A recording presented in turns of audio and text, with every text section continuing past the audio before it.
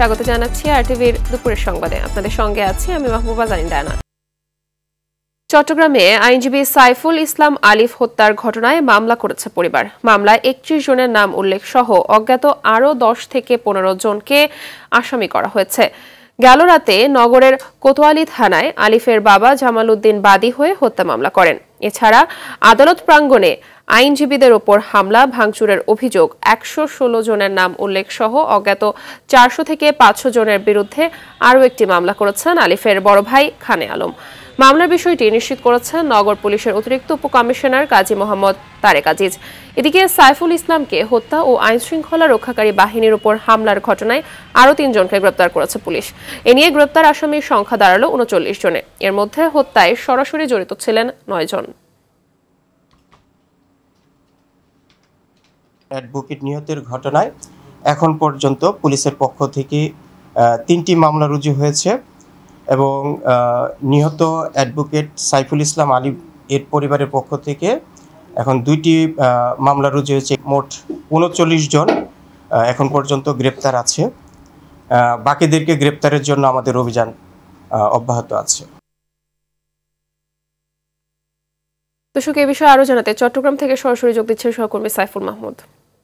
সাইফুল, আইনজীবী হত্যার ঘটনায় মামলা সহ বিস্তারিত আর কি তথ্য আছে আপনার কাছে জানাবেন?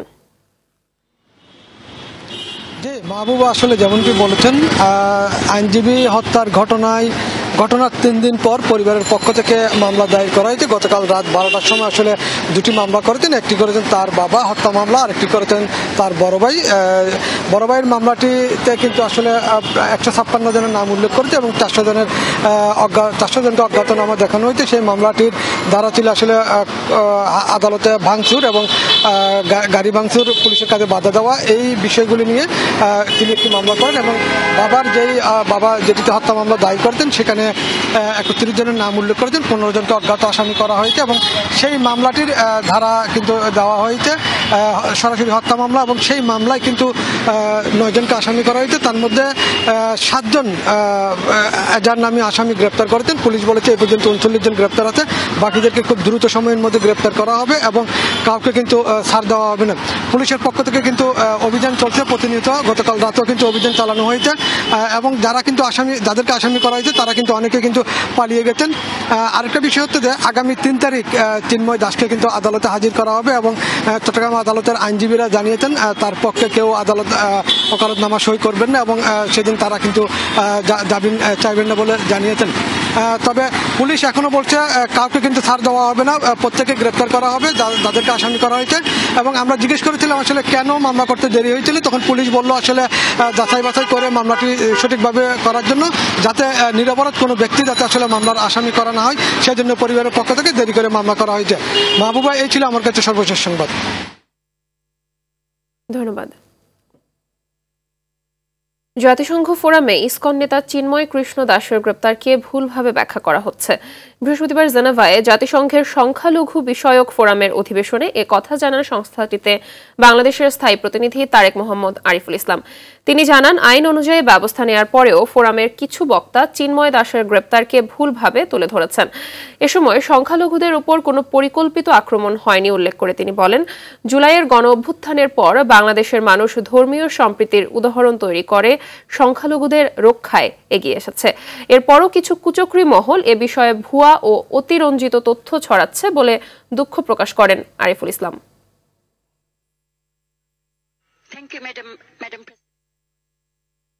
জনগণের মধ্যে বিভক্তি সৃষ্টি করতে নানা ষড়যন্ত্র করছে স্বৈরাচার সরকারের দোসররা। তাদের ষড়যন্ত্র মোকাবেলায় সরকারকে আরও বেশি তৎপর হতে হবে বলে জানিয়েছেন বিএনপির স্থায়ী কমিটির সদস্য ডক্টর খন্দকার মোশাররফ হোসেন।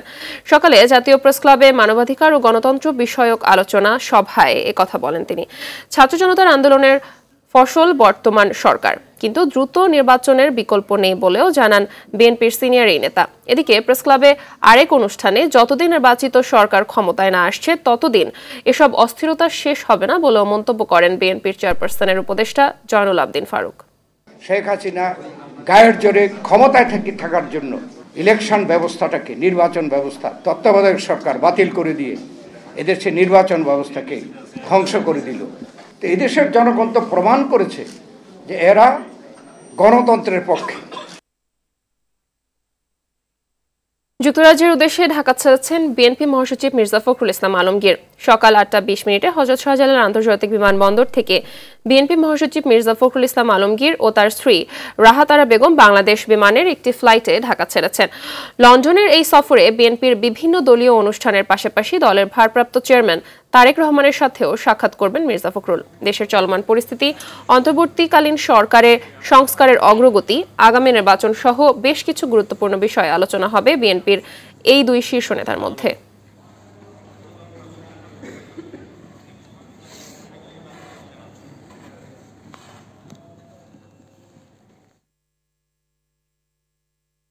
রাষ্ট্র মেরামত না করে বিদায় নিলে ছাত্র জনতা মেনে নেবে না বলে মন্তব্য করেছেন প্রধান উপদেষ্টার প্রেস সেক্রেটারি শফিকুল আলম। আর বিএনপির স্থায়ী কমিটির সদস্য আমির খসরু মাহমুদ চৌধুরী বলেন, গণতান্ত্রিক প্রক্রিয়ার বাইরে কোনো সংস্কার টিকে থাকবে না। চলমান প্রক্রিয়া। বিএনপি ক্ষমতায় আসলে জাতীয় সরকার হবে বলে জানান আমির খসরু। রাজধানীর মহাখালীর ব্র্যাক ইন সেন্টারে নির্বাচন ও নির্বাচন কমিশন সংস্কার বিষয়ক সেমিনারের আয়োজন করে গভর্নেন্স পলিসি রিসার্চ অনুষ্ঠানে বক্তারা রাজনৈতিক দলগুলোর কার্যক্রম, নির্বাচনের সরকার ও নির্বাচন কমিশনের ভূমিকা সহ নির্বাচনকালীন সমস্যা ও সমাধানের নানা দিক তুলে ধরেন।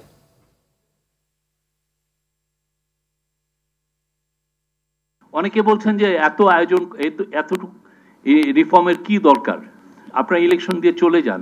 কিন্তু সত্যিকার অর্থে কি, আপনি যদি সারা বাংলাদেশটা ঘুরেন, আমি পুরো বাংলাদেশটা মোটামুটি আমার ঘোরা আছে, দেখবেন যে প্রতিটা ওয়ালে ওয়ালে রাষ্ট্র মেরামতের গল্প আছে, প্রতিটা ওয়ালে ওয়ালে লেখা আছে রাষ্ট্রটাকে মেরামত করতে হবে। আমরা যদি রাষ্ট্র মেরামতের কোনো আয়োজন না করে, কিছু না করে আমরা চলে যাই, আমাদেরকে এই কাঠগড়ায় দাঁড় করাবে। ইকুয়াল অ্যাক্সেস থাকতে হবে, যার যে সৃজনশীলতা, যার মধ্যে যেটা পটেনশিয়াল আছে তার যাতে সেটা করতে পারে, এবং স্বাধীন দেশের স্বাধীনভাবে আমরা যাতে সবকিছু শেয়ার করতে পারি, আমরা কথা বলতে পারি, আমরা ভোট দিতে পারি, আমরা সরকারকে জবাবদিহি করতে পারি। পতিত সরকারের প্রধানমন্ত্রী শেখ হাসিনা ও তার দোসররা দেশ ধ্বংসের ষড়যন্ত্র করছে উল্লেখ করে সমন্বয়ক সার্জিস আলম বলেন, ব্যর্থ হলে দেশপ্রেমীদের অস্তিত্ব বিলীন হয়ে যাবে। সকালে ময়মনসিংহে আন্দোলনে শহীদ পরিবারের মাঝে আর্থিক সহায়তা প্রদান অনুষ্ঠানে একথা বলেন তিনি। কোনোভাবেই স্বৈরশাসক ও তার দোসরদের পুনর্বাসিত হতে দেয়া যাবে না মন্তব্য করে যে স্পিরিট নিয়ে অভ্যুত্থান হয়েছিল তা ধরে রেখে দেশ গঠনের সবাইকে একযোগে কাজ করার আহ্বান জানান তিনি। আমরা চাই বাংলাদেশে আমাদের প্রত্যেক শহীদ, আমার খুনি হাসিনা এবং তার দোসররা সব দিক দিয়ে চেষ্টা করছে আমরা যেন সফল না হই, এবং কোনোভাবে যদি আমরা ব্যর্থ হই, আমরা যারা এখানে রয়েছি কারোরই অস্তিত্ব খুনি হাসিনা রাখবে না। ওই 5ই আগস্টের আগে যেমন এমন অনেক শহীদ পরিবার রয়েছে ঠিকমতো দাফন করতে দেওয়া হয় নাই, বাড়িতে থাকতে দেওয়া হয় নাই, থানায় হয়রানি করা হয়েছে, আবার যদি খুনি হাসিনা দোসররা আসে একই কাজ করা হবে। রাজধানীর ধানমন্ডিতে যুক্তরাজ্য প্রবাসী চিকিৎসক আব্দুর রশিদকে হত্যার ঘটনায় জড়িত 3 জনকে গ্রেপ্তার করেছে পুলিশ। ফুডকোর্টে খাবারের ব্যবসা করার টাকা জোগাড়ের উদ্দেশ্যে চিকিৎসক দম্পতিকে জিম্মি করার পরিকল্পনা করে তারা। চিকিৎসকের বাসায় ঢোকার পর বাধা দিলে ছুরিকাঘাত করে পালিয়ে যায় আসামিরা। পরে সিসিটিভির ফুটেজ দেখে তাদের গ্রেপ্তার করা হয়। সকালে প্রেস ব্রিফিংয়ে এসব তথ্য জানান পুলিশের রমনা জোনের ডিসি মাসুদ আলম। রফিকুল ইসলামের সহায়তায় শাকিবুর রহমানের রিপোর্ট। 15 নভেম্বর বাংলাদেশে বংশোদ্ভূত যুক্তরাজ্যের প্রবাসী চিকিৎসক আব্দুর রশিদের ধানমন্ডির বাসায় ডাকাতি করতে আসে দুর্বৃত্তরা। স্ত্রী ডাক্তার সুফিয়া রশিদের গলায় স্বর্ণের হার ছিনিয়ে নিতে চাইলে ধস্তাধস্তির এক পর্যায়ে দুর্বৃত্তদের ছুরির আঘাতে গুরুতর আহত হন আব্দুর রশিদ। হাসপাতালে নেয়ার পর মারা যান তিনি। এ ঘটনায় হাজারীবাগ থানায় মামলার পর বাসার সিসিটিভি ফুটেজ দেখে 3 জনকে শনাক্ত করা হয়। 2 সপ্তাহ পর জড়িত 3 জনকে গ্রেফতার করে পুলিশ। গ্রেফতারকৃতরা হলেন নাইম, রিফাত ও শাওন। পুলিশ জানায় আসামিদের 2 জন আব্দুর রশিদের বাসার ভাড়াটিয়া ছিলেন। ভাড়া সংক্রান্ত বিষয়ে তাদের মধ্যে ঝামেলা চলছিল। তো ধস্তাধস্তি একটা পর্যায়ে নাইম যে ছিল তার কাছে চাকু ছিল, সে চাকুটা কয়েকটা জায়গায় আঘাত করার পরে যখন সে নিস্তেজ হয়ে পড়ে তখন তাড়াতাড়ি করে, এর মধ্যে তো ওই মহিলা চিৎকার চেঁচামেচি করলে আশেপাশের লোকজন হয়তো বা জেগে যাবে এই ভয়ে তারা দ্রুত পালিয়ে যায়। তো পরবর্তীতে আমরা আমাদের যে মেকানিজম দিয়ে আমরা বিভিন্ন সূত্র এবং গোপন সংবাদ এবং আমরা ভাড়াটিয়াদের তথ্যও নিয়েছিলাম, নিয়ে আমরা কিন্তু এটা ঘটনাটা আমরা রহস্য উদ্ঘাটন করতে পেরেছি এবং এই তিনজনই প্রাথমিকভাবে তিনজনের যে এই ঘটনার সাথে সম্পৃক্ততা, এটা সরাসরি যে সম্পৃক্ততা এটা স্বীকার করেছেন। জিম্মি করে টাকা আদায়ের উদ্দেশ্যেই আসামিরা চিকিৎসক দম্পতির বাসায় যায় বলে জানান পুলিশ। যে মার্ডার ফর গেইন যেটা তারা হচ্ছে এখান থেকে কিছু টাকা পয়সা পাবে, যেটা দিয়ে তারা ব্যবসা পরিচালনা করবে, এরকম একটা তাদের প্ল্যান ছিল তিনজনের মধ্যে। আর আরেকটা যেটা পাইছি, যেহেতু দুইজন আগের থেকে ওইখানে থাকতো, এই ঘটনার আগে 1 মাস আগে তারা এই দুইজন হচ্ছে ওইখান থেকে বের হয়ে যায়। তারা ভাড়াটে হিসেবে থাকতো, ভাড়াটে হিসেবে থাকার কারণে বিশেষ করে ওই মহিলার সাথে তাদের বেশ কিছু বিষয় নিয়ে, বিষয় ভাড়ার টাকা ঠিকমতো পরিশোধ করতে পারছে না, বা তারা যখন 10টা পরে হয়তো আসছে তাদের ঢুকতে দেয় নাই, এরকম মনোমালিন্য ছিল এবং রাগ ছিল আর কি। এই দুইটা মোটিভ এখন পর্যন্ত আমরা পেয়েছি। গ্রেফতারের পর আসামিদের আদালতে পাঠানো হয়েছে। সাকিবুর রহমান, RTV, ঢাকা। ধারাবাহিকভাবে টাকা ছাপাতে থাকলে দেশের অর্থনীতিতে নেতিবাচক প্রভাব ফেলবে। আবার এই মুহূর্তে দুর্বল ব্যাংকগুলোকে টাকা দিয়ে সহযোগিতা না করলে তৈরি হবে গ্রাহকের আস্থার সংকট, ফলে আরও সংকটে পড়বে দেশের অর্থনীতি। নতুন করে 22,500 কোটি টাকা ছাপানোর প্রভাব এখনই সরাসরি বাজারে পড়বে না বলে জানিয়েছেন বিশেষজ্ঞরা। রফিকুল ইসলামের রিপোর্ট। গত 1.5 দশকে অর্থ লুটপাট আর পাচারের চরম পর্যায়ে চলে গিয়েছিল বাংলাদেশ। ভুয়া কোম্পানির ঋণের নামে ব্যাংক থেকে তুলে নেওয়া হয় হাজার হাজার কোটি টাকা। এমন অস্বাভাবিক লুটপাটে দেউলিয়ার মুখে এখন বেশ কিছু ব্যাংক। গত 16 বছরে মেগা প্রকল্পের খরচ মেটাতে কেন্দ্রীয় ব্যাংক থেকে বিপুল পরিমাণ টাকা ঋণ নেয় আওয়ামী লীগ সরকার। পদত্যাগের সময় শেখ হাসিনা সরকার ঋণ রেখে গেছে 18,36,000 কোটি টাকা। রিজার্ভের বিপরীতে বেশি টাকা ছড়িয়ে পড়ার নেতিবাচক প্রভাব পড়ে নিত্যপণ্যের বাজারে। ধীরে ধীরে কমতে থাকে টাকার মান। পরিস্থিতি এখন এমন পর্যায়ে ঠেকেছে, পকেট ভরে টাকা নিয়েও বাজারের ব্যাগ ভরছে না। আগে যদি আপনার 500 টাকা বাজারে নিয়ে আসতাম ব্যাগ ভরে যেত, আর এখন তো 1500 টাকা আনলেও তো ব্যাগ ভরে না। 4টা কিনলে ওই 5টা কিনা না, কম ভরে যায়। এমন পরিস্থিতিতে নতুন করে 22,500 কোটি টাকা ছাপানোর সিদ্ধান্ত নেয় কেন্দ্রীয় ব্যাংক। 6টি দুর্বল ব্যাংকের তারল্য সংকট দূর করতে দেয়া হয় এই টাকা। কঠোর সংকোচন নীতি প্রয়োগ করার ফলে নতুন করে ছাপানো টাকা অর্থনীতিতে নেতিবাচক প্রভাব ফেলবে না বলে মনে করছেন এই অর্থনীতিবিদ। সংকোচনমূলক মুদ্রানীতি আমার কাছে দৃষ্টিভঙ্গিতে মনে হয়েছে যেটা কাউন্টার ইনটুইটিভ একটি পলিসি অ্যাপ্রোচ হয়েছে। আপনি গ্রাহকদের যদি আপনি টাকা উত্তোলন করার সেই সুযোগ না দেন, এই গ্রাহকরা যদি রাস্তায় নেমে যায়, তখন কিন্তু আরো ব্যাপক একটি ব্যাংকিং ক্রাইসিসে একটা রিপল এফেক্টের একটি ভয়াবহ একটি ধসের একটি সম্ভাবনা থাকে। নতুন টাকা ছড়িয়ে পড়ার 1 থেকে 1.5 বছরের মধ্যে বাজারে সরাসরি প্রভাব পড়বে না বলেও জানান তিনি। আজকে 6টা ব্যাংকের কথা বলা হচ্ছে, কিন্তু আসলে তো 12 থেকে 15টি ব্যাংক কিন্তু একদম প্রায় দেউলিয়া হয়ে যাওয়ার অবস্থায় কিন্তু পৌঁছে গেছে। তো ধারাবাহিকভাবে যদি মুদ্রা ছাপাতে থাকি, এটা ইতিবাচক কোনো প্রভাব ফেলে বলে আমি মনে করি না। আর মুদ্রা কতখানি ছাপানো হলো, কতখানি কন্ট্রাকশন করা হলো, সংকোচন করা হলো, সেটার প্রভাব পড়তে আপনার 1 থেকে 1.5 বছর আসলে সত্যিকার অর্থে লেগে যায়। তো আমি সিন্ডিকেট ও মধ্যস্বত্বভোগীদের দৌরাত্ম্য কমিয়ে সরাসরি কৃষকের হাত থেকে পণ্য ভোক্তার কাছে পৌঁছে দিতে পারলে নিত্যপণ্যের দাম সহনশীল হবে বলে মনে করেন বিশেষজ্ঞরা। রফিকুল ইসলাম, RTV, ঢাকা।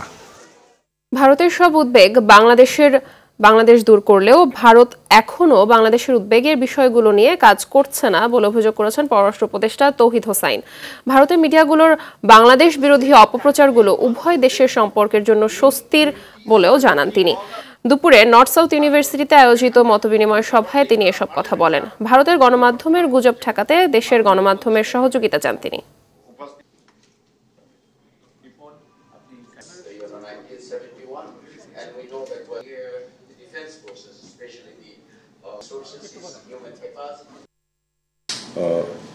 সেগুলির ব্যবস্থা নেওয়া হয়নি যে এই কারণেই যেটুকু সমস্যা। তবে একটা বিষয় হলো যে সম্পর্ক তো একদিনের, 1 বছরের বা 1 যুগের না, আর অনেক বেশি সময়ের ব্যাপার। সবসময় একরকম যাবেই এমনও কথা নেই। আমরা আশাবাদী হতে চাইব। 3.5 মাস পর খোলা হয়েছে কিশোরগঞ্জের ঐতিহাসিক পাগলা মসজিদের দানের সিন্দুক। এবার 29 বস্তা টাকা পাওয়া গেছে। সকাল 7টার দিকে 11টি সিন্দুক খোলা হয়। পরে গণনার জন্য বস্তায় ভরে টাকা মসজিদের দ্বিতীয় তলায় নিয়ে যাওয়া হয়। সকাল 8টা থেকে গণনা চলছে। টাকা ছাড়াও স্বর্ণ রূপা সহ বিভিন্ন বৈদেশিক মুদ্রা পাওয়া গেছে সিন্দুকে। প্রতি 3 মাস পর সিন্দুক খোলা হলেও এবার 3 মাস 14 দিন পর খোলা হয়েছে। জেলা প্রশাসক ফৌজিয়া খান, পুলিশ সুপার মোহাম্মদ হাসান চৌধুরী, কিশোরগঞ্জ ক্যাম্পের সেনাবাহিনী সার্জেন্ট বিপ্লব, জেলা প্রশাসনের 12 জন নির্বাহী ম্যাজিস্ট্রেট সহ অন্য কর্মকর্তারা সিন্দুক খোলার সময় উপস্থিত ছিলেন।